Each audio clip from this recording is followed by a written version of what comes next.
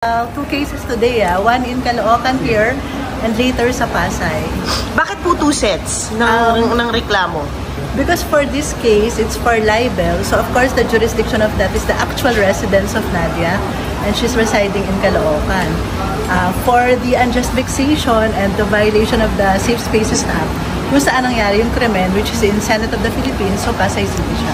Opo. And then dito po, tama po ba, dito yung libel cases against? There are two publications. Isa yung Abante Tonight and DWR Abante Radio. Ano po yung specifically na sinabi po nila? Meron kasing article with respect to saying that may nahuli sa Senate na gumagamit ng marijuana. But based on the on truth, of course, and also the incident report of Senate OSAA, ang nakita kay Nadia is vape, a grape-flavored vape.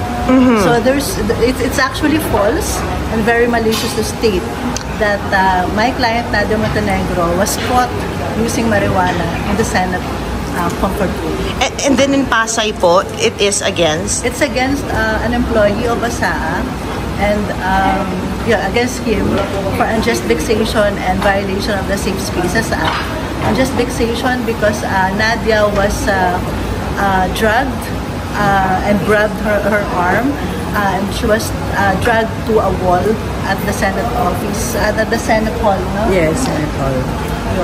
Ito po yung August 13, tama ba? August 12. August 12 incident. Yes. August 12 incident. Na-drag po pala kayo?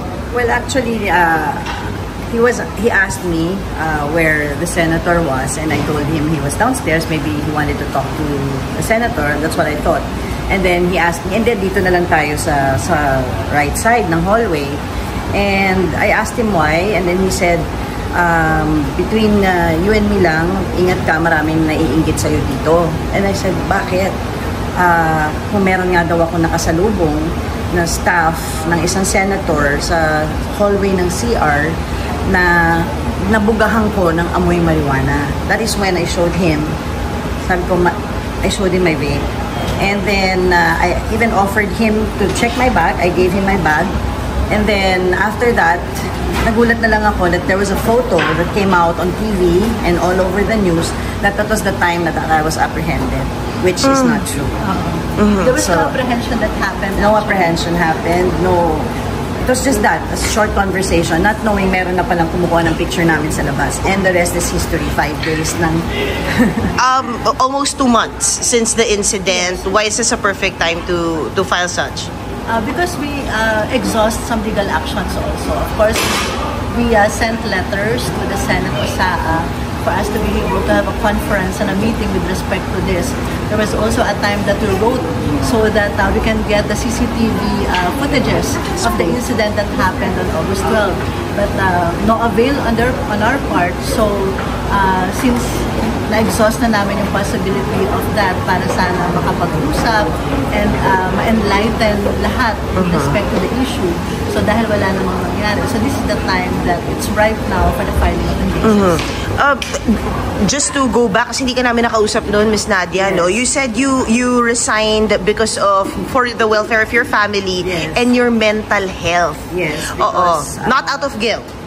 Well, because in like a few hours, all of a sudden, it was a nationwide news, yes. That I was already accused, named, lambasted, bashed all over, even my children, and that's why we were pursuing, and I asked the attorney to please help me. Let's get a CCTV, let's confront them, because there was no such thing that ever happened.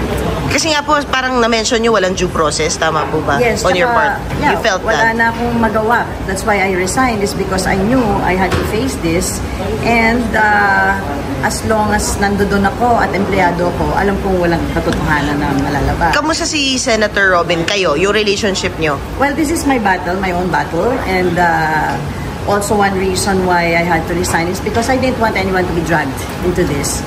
And I know I will be used against him also. So I think this is just a good... I'm very, very, very pleased with my decision of resigning. It gave me so much peace also. Kasi sinabi nyo, marami naiinggit sa inyo. Tapos parang isang senador, tama ba kanina, yung nabugahan nyo na, sino yun? Actually, wala. Wala talaga. Yun na yung account na sinasabi sa'yo. Lahat ng lumabas sa diary was all allegations because there was no such thing na nahuli ako sa banyo or meron sumunod sa akin sa banyo na nung lumabas ako, meron tao doon. It never ever happened. So these are all fake news, all false news. But yun na nga, in less than a few hours, lumabas na sa diary lahat. And I couldn't defend myself. That's why I'm here now. Because I had to go through a lot. I went through a lot. And now I'm stronger.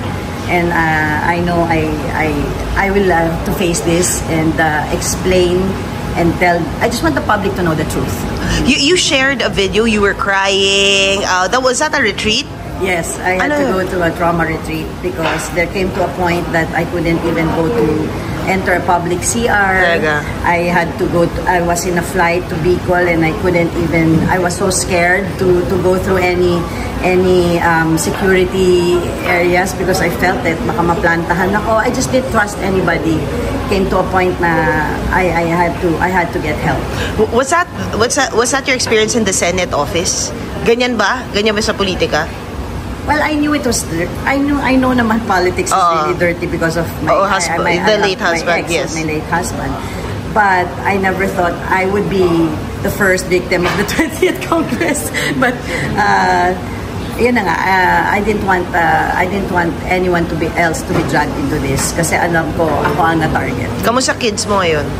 Well, we're all healing from all of this, but we're a lot better and I'm stronger.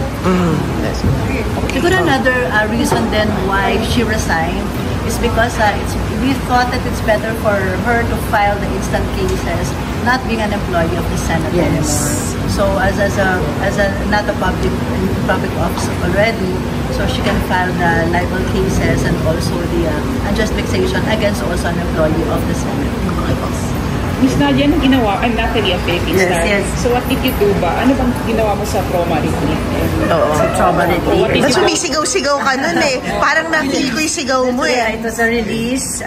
It was something I needed badly.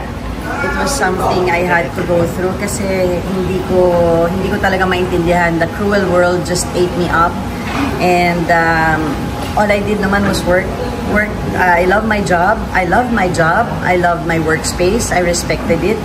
And sabi ko nga, I am a tough woman, but I'm not stupid to do such a thing. Pero what if papabalikin ka sa Senate? If ever matapos to. I'll cross the bridge when I get there. But for now, I mean, I'm still healing.